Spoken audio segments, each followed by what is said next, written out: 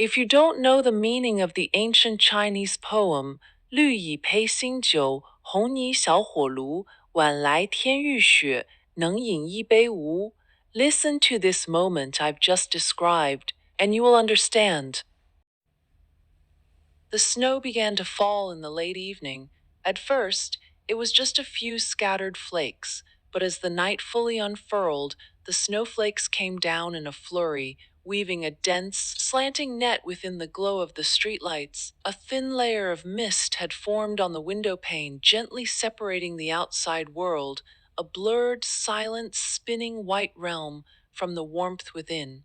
Inside, however, was an entirely different world. A warm yellow floor lamp glowed softly in the corner, its light fuzzy and lazy, like a cat curled up on the arm of the sofa, the scattered cushions, and the two people seated there.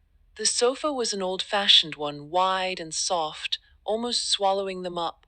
The television was on, but the volume was turned low. An unknown soap opera was playing out its silent dramas of joy and sorrow, the screen's shifting blue-white light flowing quietly over their faces. On the low wooden coffee table in the center lay a small, abundant kingdom, a plate of amber-colored salted almonds, several bags of chips with their corners torn open, the shiny tin foil of chocolate biscuits. Two clear glasses held a shallow gem red wine. The heating was on full blast, and the air was filled with a tipsy, warm scent, a mix of roasted nuts and the sweet, mellow aroma of alcohol.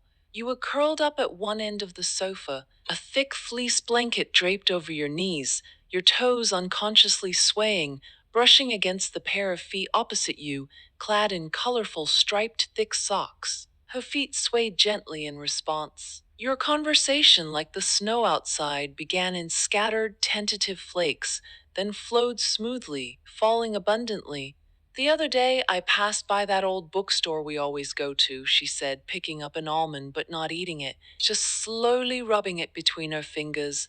Guess what? The tabby cat that always sleeps at the entrance actually had a litter of kittens. They're hiding under the bookshelf at the back, 4 fluffy little balls. You let out an ah, your eyes lighting up, urging her to continue. The wine in your glass swayed gently, and so the conversation opened up.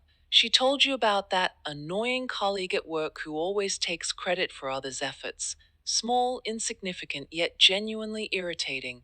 You told her about the tree of plum blossoms you encountered on the street corner last week, blooming with such determination, and how you took photos but felt they couldn't capture even a tenth of its beauty. Things that might seem trivial and unworthy of mention to others, like the shy smile you received when you gave up your seat on the subway, or the first time you successfully baked a perfect chiffon cake, or the sudden wave of confusion and panic in the middle of the night. Here, they became the most precious and cherished treasures to share. Laughter rang out often, low and rumbling from deep in the throat, mixed with the soft crunch of chips being bitten.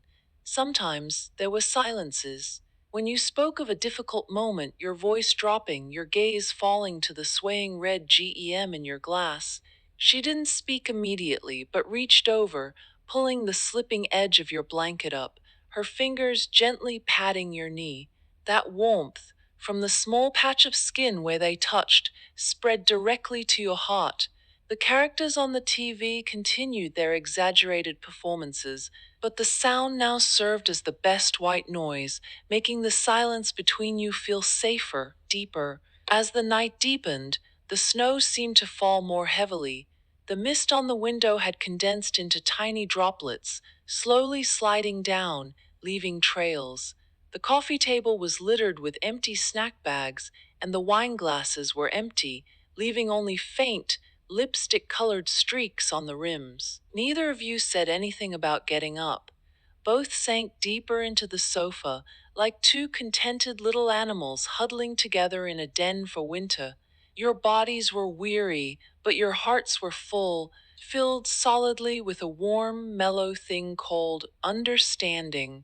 The vast, cold, sometimes bewildering world outside was temporarily locked away. In this small fortress built of light, food, chatter, and silent companionship, You briefly, yet truly, shared the warmth of each other's lives. This moment was no earth-shattering legend.